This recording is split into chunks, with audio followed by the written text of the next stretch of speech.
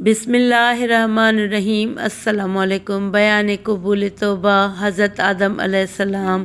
توبہ حضرت آدم علیہ السلام بشفاعت محمد صلی اللہ علیہ وآلہ وسلم کے قبول ہوئی۔ اعلام ہوا، اے آدم، تم اور تمہاری بیوی سراندیپ میں جا رہو تو فرزند تمہارے پیدا ہوں گے۔ حضرت آدم علیہ السلام برضائے الہی خطہ ہندوستان میں آئے اور بود و باش اختیار کی۔ ایک روز حضرت جبرائیل علیہ السلام 7 ٹکڑے لوہے کے لے کر ان کے پاس آئے تاکہ ان کو آہن گری سکھا دیں۔ حاجت آگ کی ہوئی، آواز آئی، اے جبرائیل علیہ السلام، آگ مالک دوزخ سے مانگ لو۔ جب انہوں نے آگ لا کر حضرت آدم علیہ السلام کو دی، گرمی اور تپش سے ان کا ہاتھ جلا۔ آدم علیہ السلام نے زمین پر ڈال دی، وہ آگ 7 طبق زمین کے چھید کر پھر دوزخ میں چلی گئی، اور خبر ہے اسی طرح 7 دفعہ دوزخ سے آگ لائے پھر دوزخ میں جا داخل ہوئی۔ آواز آئی، اے جبرائیل، 7 دریائے رحمت سے دھو کر اسے لاؤ، تب ٹھہرے گی۔ اور کعب بن احبار رضی اللہ تعالیٰ عنہ نے لکھا ہے کہ جب حضرت جبرائیل علیہ السلام آگ لانے میں عاجز رہے تب حق تعالیٰ کا ارشاد ہوا، آدم علیہ السلام کو انہوں نے پتھر سے چکماک جھاڑ کر آگ نکال لی، اور حضرت جبرائیل علیہ السلام نے ان کو آہن گری سکھائی اور آلات کھیتی کرنے کے درست کیے۔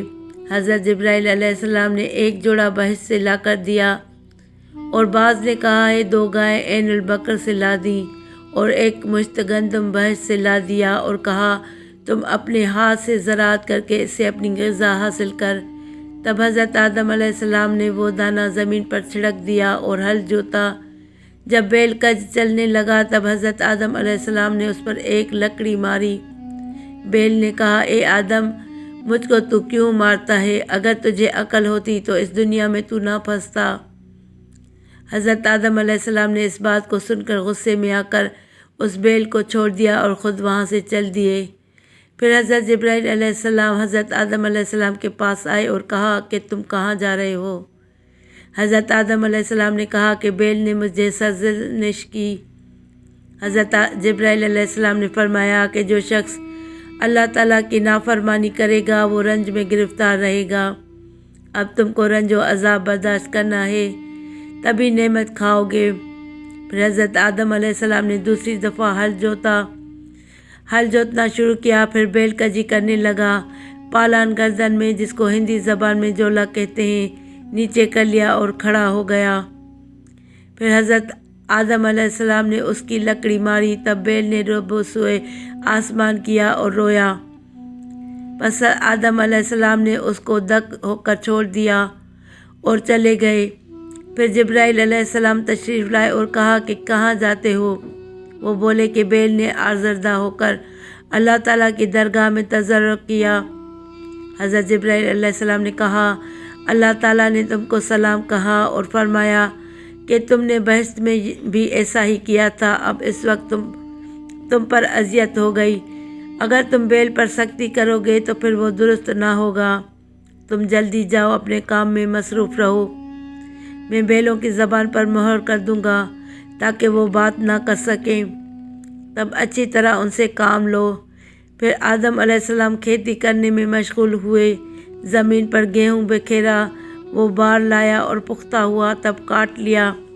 یہ سب 7 گھڑی میں تیار ہو گیا۔ زمین نے کہا، اے آدم، مجھے معاف رکھو کہ میں ضعیف ہوں، وگرنہ اس سے بھی جلدی تم کو گیہوں دیتی۔ حضرت آدم علیہ السلام نے جب گیہوں کو مل کر صاف کر کے کھانا چاہا تب جبرائیل علیہ السلام نے فرمایا کہ اول گیہوں کو پیس، پانی کے ساتھ خمیر کر کے آگ میں سینک۔ حوا علیہ السلام نے ان سے تعلیم پا کر اپنے ہاتھ سے پیس کر پانی کے ساتھ خمیر کر کے روٹی پکا کر حضرت آدم علیہ السلام کے سامنے لا رکھی۔ حضرت آدم علیہ السلام نے چاہا کہ کھاویں۔ جبرائیل علیہ السلام نے فرمایا کہ ذرا تأمل کیجیے، آفتاب غروب ہونے دو کیونکہ تم روزہ دار ہو۔ جب شام ہوئی حضرت آدم و حوا علیہ السلام نے ساتھ مل کر روٹی کھائی۔ پھر دوسرے روز جب استہا کھانے کی ہوئی تو آدم علیہ السلام نے دیکھا کہ ایک خال سیاہ سینے پر میرے نمودار ہے، اور جلدی بڑھ گیا، یہاں تک کہ ہفتے اندام ان کے سیاہ رنگ ہوئے اور وہ دوڑے اور معلوم کیا کہ شاید مجھ پر دوسری ذلت آ گئی۔ حضرت جبرائیل علیہ السلام نے فرمایا، اے آدم، روزہ رکھ، آج کچھ مت کھا کہ تیرے بدن کی سیاہی مٹ جائے۔ حضرت آدم علیہ السلام نے اس دن کھانا نہیں کھایا، روزہ رکھا تو کچھ بدن ان کا سفیدی پر آیا۔ پھر دوسرے دن حضرت جبرائیل علیہ السلام تشریف لائے اور کہا، تم 2 روز روزہ رکھو تو اللہ تعالیٰ تم کو شفا کامل بخشے، اور ان روزوں کا نام ایام بیض ہے کہ 13ویں، 14ویں، 15ویں تاریخ ہر مہینے کی حضرت آدم علیہ السلام پر اللہ تعالیٰ نے فرض کیے تھے، اور اس زمانے سے لے کر حضرت موسیٰ علیہ السلام کے زمانے تک اس پر عمل ہوتا رہا تھا۔ پس جب حضرت آدم علیہ السلام نے خطہ ہندوستان میں آ کر مسکن کیا تو حوا علیہ السلام حاملہ ہوئیں اور ایک بیٹا اور بیٹی جنی۔ بیٹے کا نام قابل اور بیٹی کا نام اکلمہ رکھا، وہ نہایت خوبصورت تھی۔ پھر حوا علیہ السلام حاملہ ہوئی اور ایک بیٹا اور ایک بیٹی جنی۔ بیٹے کا نام حابل اور بیٹی کا نام غازہ رکھا، مگر یہ خوبصورت نہ تھی۔ مروی ہے کہ حوا علیہ السلام 120 بار حاملہ ہوئیں، ہر دفعہ ایک بیٹا اور بیٹی جنتی، اور دوسری روایت ہے کہ 180 بار جنی تھی، اور روایت کی گئی ہے کہ حابل ماں کے پیٹ میں بہشت میں تھے۔ پیدائش ان کی دنیا میں ہوئی، اس واسطے کہ بہشت جائے پاک ہے، نہ کہ جائے آلودگی خون۔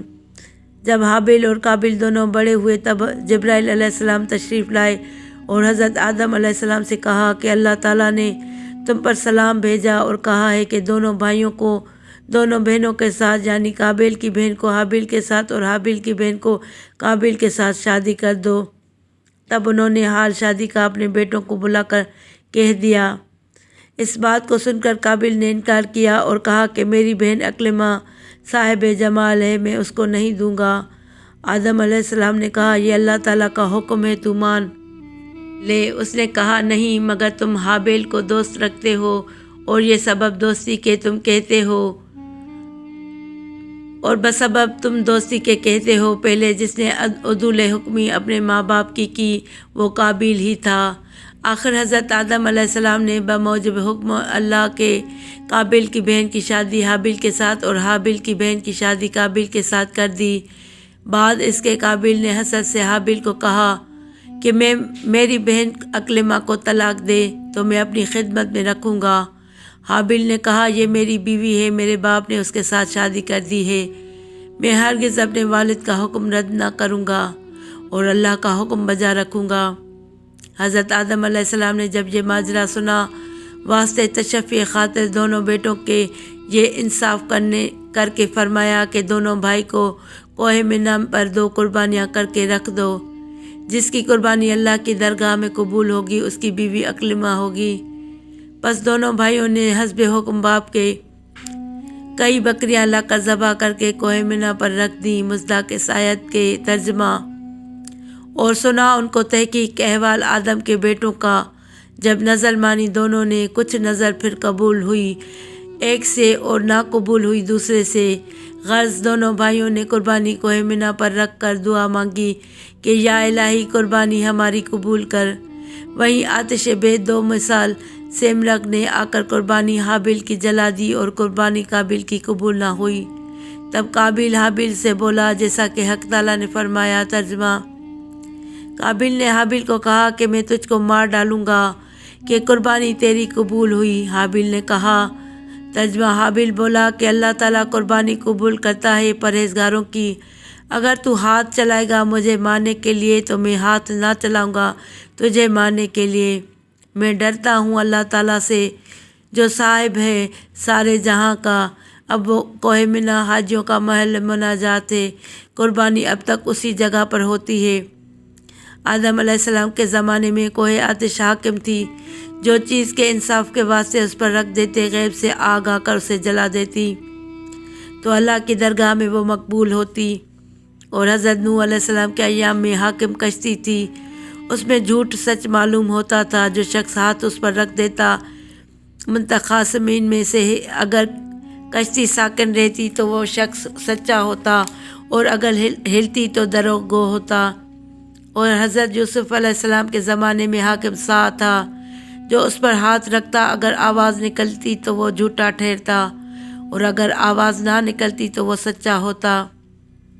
حضرت داؤد علیہ السلام کے وقت میں حاکم زنجیر تھی آسمان سے لٹکتی ہوئی، جو متخاصمین میں سے اس پر ہاتھ ڈالتا وہ زنجیر اس کے ہاتھ میں آ جاتی تو وہ راست گو ہوتا، اور اگر نہ آتی تو جھوٹا ٹھہرتا۔ اور حضرت سلیمان علیہ السلام کے عہد میں حاکم سوراخ سومنا تھا متخاصمین پر کہ پاؤں اس میں ڈالتے، اگر پاؤں اس میں نہ اٹکتا تو وہ شخص سچا ہوتا، اگر پھنس جاتا تو وہ دروغگو ٹھہرتا۔ اور حضرت زکریہ علیہ السلام کے زمانے میں قلم آئینی تھا، قلم کو حکم ہوتا کہ نام اپنا لکھ کر پانی میں ڈال دو، اور اگر وہ پانی پر تیرتا تو وہ آدمی سچا ہوتا، اگر ڈوب جاتا تو وہ جھوٹا ٹھہرتا۔ اور جب حضرت محمد مصطفیٰ صلی اللہ علیہ وسلم کا وقت پہنچا تب حق تعالیٰ نے ان سب احکام گزشتہ کو منسوخ کر کے گواہوں پر رکھا، اور حضرت محمد مصطفیٰ صلی اللہ علیہ وسلم کو فرمایا، اے محمد صلی اللہ علیہ وسلم، جھوٹے اور سچے کو میں خوب جانتا ہوں، جو سچا ہوگا اس کو جزائے نیک ملے گی، اور جو کاذب ہوگا جزا اس کے بد ملے گی۔ مصداق اس آیت کے ترجمہ: یہ بدلہ ہے پورا جو عمل کرتے ہیں دنیا میں۔ پس حاصل کلام حابیل و قابیل دونوں بھائی کوہ مینا پر قربانی دے کر باپ کے پاس آئے۔ حضرت آدم علیہ السلام نے فرمایا، اے قابیل، تیری بہن اکلمہ اب حابیل پر حلال ہوئی اور تجھ پر حرام۔ قابیل اس بات کو سن کر اس کو مار ڈالنے کی تدابیر میں رہا، اور وقت فرصت پر نگاہ رکھتا تھا کہ کیوں کر اس کو دفع کریں، اور اس زمانے تک کسی نے کسی کی خون ریزی نہیں کی تھی مگر قابیل نے حابیل کو ناحق مارا تھا۔ ایک روز قابیل نے حابیل سے کہا کہ میں تجھ کو مار ڈالوں گا اس واسطے کہ تیرے سب فرزند کہیں گے کہ قربانی ہمارے باپ کی قبول ہوئی، تمہارے باپ کی نہیں۔ حابیل نے کہا، اے بھائی، اس میں میری کیا تقصیر ہے؟ اللہ عادل ہے۔ اچھا، اگر تو مجھے مارے گا میں تجھ کو نہیں ماروں گا، حق برادری کا بجا لاؤں گا، مگر تو روز محشر عند اللہ ماخوذ ہوگا اور مستوجب دوزخ ہوگا، اور میں خلاصی پاؤں گا۔ وہ اس بات کے سنتے ہی اور بھی اس کا دشمن جانی ہوا۔ ایک روز ایسا اتفاق ہوا کہ حضرت آدم علیہ السلام حج کو گئے۔ قضاء الہی سے ایک روز قابیل نے حابیل کے بکری خانے کے پاس جا کر دیکھا، اور وہ منگل کا دن تھا کہ حابیل اس میں سوتا ہے۔ اس میں متردد ہوا کہ اس کو کس طرح سے مار ڈالوں، قضاء الہی سے گریز نہ تھا۔ اس وقت شیطان بصورت ایک شخص کے ایک سانپ ہاتھ میں لے کر سامنے قابیل کے آ کر ایک پتھر زمین سے اٹھا کر سانپ پر مارا، سانپ مر گیا اور وہاں سے غائب ہو گیا۔ تب قابیل نے ابلیس ملعون سے تعلیم پا کر ایک پتھر زمین سے اٹھا کر حابیل کے سر پر مارا، حابیل مر گیا اور وہ مردہ اور مردود خدا کی درگاہ میں عاصی و کافر ہوا۔ بعد میں گدھ اس پر آ گرے۔ قابیل متردد ہوا کہ اس کو کیا کرنا چاہیے، آخر اس لاش کو کاندھے پر لے کر گرد عالم کے پھرنے لگا۔ جس زمین پر لہو اس کا گرا زمین میں شور ہو گئی۔ بس اللہ تعالیٰ کو منظور نہ تھا کہ اپنے دوست کی نصیحت کرے، تب کوے کو بھیجا، جیسا کہ اللہ جل شانہ نے فرمایا۔ ترجمہ: پھر بھیجا اللہ تعالیٰ نے ایک کوا قریدتا زمین کو کہ اس کو دکھاوے کہ کس طرح چھپاتا ہے میت اپنے بھائی کی۔ خلاصہ یہ ہے کہ دو کوے اللہ تعالیٰ نے بھیجے، وہ دونوں آپس میں لڑے، ایک نے دوسرے کو مار ڈالا۔ بعد اپنے چنگل اور منقار سے زمین کو کھود کر قبر کی مثال بنا کر اس میں کوے کو گاڑ کر چلا گیا۔ بس قابیل نے کہا، قابیل بولا، اے خرابی، مجھ سے اتنا نہ ہو سکا کہ ہو جاؤں برابر اس کوے کے کہ میں چھپاؤں عیب اپنے بھائی کا۔ پھر لگا پچھتانے۔ سورہ مائدہ میں تفسیر میں لکھا ہے کہ اس سے پہلے کوئی انسان نہیں مرا تھا کہ جس سے معلوم ہوتا کہ مردے کے بدن کو کیا کرنا چاہیے۔ قابیل حابیل کو مار کر ڈرا تھا کہ اس کا بدن پڑا رہے گا تو لوگ دیکھ کر مجھ کو پکڑیں گے، تب اس کو مانند پشتارے کے باندھ کر کئی روز لے کر پھرا۔ آخر اللہ تعالیٰ نے ایک کوے کو بھیجا، اس نے اس کو دکھا کر زمین کرید کر دوسرے مردہ کوے کو دفن کیا، تو اس نے دفن کرنے کا طور دیکھا اور بھائی کی خیر خواہی دوسرے کے حق میں دیکھی، تب وہ اپنے جمالی سے پشیمان ہوا۔ اس نے کوے کا حال دیکھ کر قبر کھودی اور حابیل کو دفن کیا۔ بعد میں وہ جانے کا قصد کیا، اسی وقت جناب باری تعالیٰ سے آواز آئی، اے زمین قابل کو داب لے۔ تب حکم الہی سے زمین نے اس کو زانوں تک داب لیا۔ جب قابل نے رو بسوئے آسمان کیا اور کہا، خدایا ابلیس بھی تیری درگاہ میں مردود ہے، اس کو بھی زمین داب لیتی۔ آواز آئی، ملعون ابلیس نے اپنے بھائی کی خون ریزی نہیں کی تھی۔ وہ پھر بولا، خدایا میرا باپ بھی گندم کھا کے عاصی ہوا تھا، اس کو بھی زمین میں دفن کر دیتے۔ پھر جناب باری سے اس پر عتاب ہوا، اے مردود، تیرے باپ نے قطع صلہ رحم کب کیا تھا جیسا کہ تو نے کیا؟ پھر قابل کو سینے تک زمین نے دبا لیا۔ جب اس نے کہا، یا رب قسم ہے تیری کہ میں نے اپنے باپ سے سنا کہ میری توبہ اس کلمے کی برکت سے قبول ہوئی جو میں نے عرش پر لکھا دیکھا، لا الہ الا اللہ محمد رسول اللہ، اس کلمے کی برکت سے میرے گناہ بخش دے۔ پھر ندا آئی، اے زمین اس کو چھوڑ دے۔ تب اس نے چھوڑ دیا۔ بعد اس کے اللہ تعالیٰ نے ایک فرشتے کو سوار کی صورت پر قابل کے پاس بھیجا، اس نے اس کو نیزے سے مارا۔ پھر اللہ جل شانہ نے اس کو زندہ کیا، پھر مارا، پھر زندہ کیا۔ اسی طرح حال اس کا روز قیامت تک رہے گا۔ جب مکہ سے حضرت آدم علیہ السلام تشریف لائے، حابل کی بہت تلاش کی مگر نہ پایا۔ بعد میں لوگوں سے پوچھنے لگے، کسی نے جواب دیا، چند روز سے معلوم نہیں کہاں گیا۔ آخر حضرت آدم علیہ السلام نے اس کے لیے کھانا پینا سونا سب ترک کیا اور شب و روز اس کے غم میں رہتے۔ ایک روز صبح کو خواب میں دیکھا کہ حابل اے پدر پکارتا ہے۔ حضرت آدم علیہ السلام نے نیند سے چونک اٹھے اور زار و زار رونے لگے۔ اسی وقت جبرائیل علیہ السلام نازل ہوئے اور حضرت جبرائیل علیہ السلام سے کہنے لگے کہ ہم اس کی قبر دیکھنا چاہتے ہیں، قابل سے ہم بیزار ہیں۔ تب حضرت جبرائیل علیہ السلام نے ان دونوں کو اس کی قبر پر لے گئے۔ حضرت آدم علیہ السلام نے دیکھا اور بولے، اگر قابل حابل کو مارتا تو خون اس کا یہاں گرتا۔ حضرت جبرائیل علیہ السلام نے فرمایا کہ اس کا لہو زمین نے کھینچ لیا ہے۔ حضرت آدم علیہ السلام نے کہا، لعنت خدا کی ہے اس زمین پر کہ خون میرے فرزند کا پی گئی۔ تب زمین نے خون اس کا اگل دیا۔ یہ دیکھ کر حضرت آدم علیہ السلام و حوا علیہ السلام نے قبر اس کے کھود کر نکالا، دیکھا کہ مغز اس کا نکل پڑا ہے اور خون سے تربتر اور آلودہ ہو رہا ہے۔ یہ حال دیکھ کر اور بھی بہت دونوں روئے اور ان کے رونے سے آسمان کے فرشتے بھی روئے۔ آخر حضرت آدم علیہ السلام حابل کی لاش کو تابوت میں بند کر کے اپنے مکان میں لائے۔ روایت ہے کہ ابن عباس رضی اللہ تعالیٰ عنہ نے حضرت آدم علیہ السلام نے 40 روز تک اس تابوت کو تمام عالم کے گرد پھرایا۔ جس موضوع وہ جاتے وہ موضوع یہ ظلم دیکھ کر روتا، اور ہوش و طیور اور پرندے بھی اس حال پر گریہ آزاری کرتے اور کہتے کہ بھاگنا چاہیے انسان سے کہ وہ بے وفا ظالم اپنے بھائی کو مار ڈالتے ہیں۔ بعد اس کے حضرت آدم علیہ السلام نے حابل کو اپنے مکان پر لا کر دفن کیا، اور اس وقت ان کے فرزند 120 تھے، اور اس وقت تک سوائے حابل کے کوئی بھی نہ مرا تھا۔ سب بیٹوں نے تب اپنے باپ کے پاس آ کر عرض کی کہ ہم کچھ روپے پیسے چاہتے ہیں کہ ہم سے کماویں اور سوداگری کر کے کھاویں۔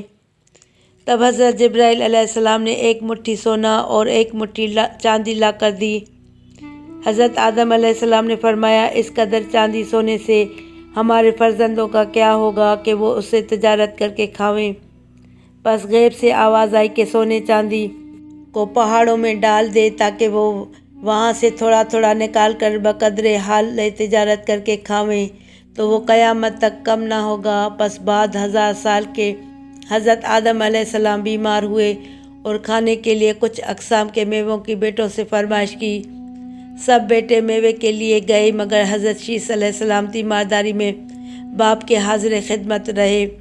جب ان لوگوں کے آنے میں تاخیر ہوئی تو حضرت شیث علیہ السلام کو حضرت آدم علیہ السلام نے فرمایا کہ تو اس پہاڑ پر جا کر دعا مانگ تو حق تعالیٰ تیری دعا کی برکت سے میرے لیے میوے بھیجے گا۔ حضرت شیث علیہ السلام نے کہا کہ آپ میرے والد بزرگ ہیں، آپ کی دعا مانگنے سے حق تعالیٰ اپنے رحم و کرم سے بے شک ضرور میوے بھیجے گا اور آپ کی دعا اللہ تعالیٰ کی درگاہ میں قبول ہوگی۔ حضرت آدم علیہ السلام نے فرمایا کہ میں اللہ کی راہ میں شرمندہ ہوں۔ باعث گندم خوری کے اور تم پاک صاف ہو۔ تب انہوں نے حسب حکم باپ کے وہاں جا کر دعا مانگی۔ دیکھا کہ حضرت جبرائیل علیہ السلام بما ایک طبق زرعی اور اس میں طرح طرح کے میوے جیسا کہ امرود، سیب، نارنگی، ترنج، لیموں، انگور، انجیر، قرن پورا وغیرہ رکھ کر اور دوسرا طبق زر سرخ کا اس پر ڈھانک کر ایک حور کے سر پر رکھوا کر لائے ہیں۔ حور اپنے چہرے سے نقاب کھول کر سامنے حاضر ہوئی۔ حضرت آدم علیہ السلام نے حضرت جبرائیل علیہ السلام سے پوچھا، یہ حور کس لیے ہے؟ حضرت جبرائیل علیہ السلام نے کہا کہ حق تعالیٰ نے اس حور کو بہشت سے حضرت شیس علیہ السلام کی زوجیت میں بھیجا ہے، کیونکہ سب فرزند تمہارے سوائے اس کے جفت پیدا ہوئے ہیں۔ بعض نے روایت کی ہے کہ وہ حور پھر بہشت میں چلی گئی اور ان کے لیے قیامت تک بہشت میں منتظر رہے گی۔ اور مصنف اس کتاب کا لکھتا ہے کہ حضرت آدم علیہ السلام نے اس حور کی شادی حضرت شیس علیہ السلام سے کر دی، اور اس حور کی زبان عربی تھی۔ جو فرزند اس سے پیدا ہوتا وہ عربی بولتا، اور حضرت محمد صلی اللہ علیہ وآلہ وسلم اس کی نسل سے ہیں۔ پس حضرت آدم علیہ السلام نے اس میوے سے کچھ خود کھایا، کچھ بیٹوں کو دیا۔ جس نے اس میوے کو کھایا فاضل تر اور دانا بینا ہوا۔ تب حضرت آدم علیہ السلام نے اپنے بیٹوں کو وصیت کی کہ اب قریب ہے کہ میں دنیا سے کوچ کروں۔ شیس علیہ السلام قائم مقام امیر رہے گا، تب سب اس کی فرما برداری کرنا اور اس پر ایمان لانا۔ جب انہوں نے اقرار کیا، اس کے بعد حضرت آدم علیہ السلام نے اس دنیا سے رحلت فرمائی۔ بیٹے سب باپ کی مفارقت میں بہت روئے، نماز جنازہ پڑھ کر دفن کیا۔ 2 سال تک باپ کی قبر پر حاضر رہے، بعد اس کے وہ جدا ہو کر اپنے اپنے گھر گئے۔ ویڈیو اچھی لگے تو ویڈیو کو لائک کر کے چینل کو سبسکرائب کریں اور گھنٹی کے نشان کو دبائیں تاکہ میری آنے والی ہر نئی ویڈیو کا نوٹیفیکیشن آپ کو سب سے پہلے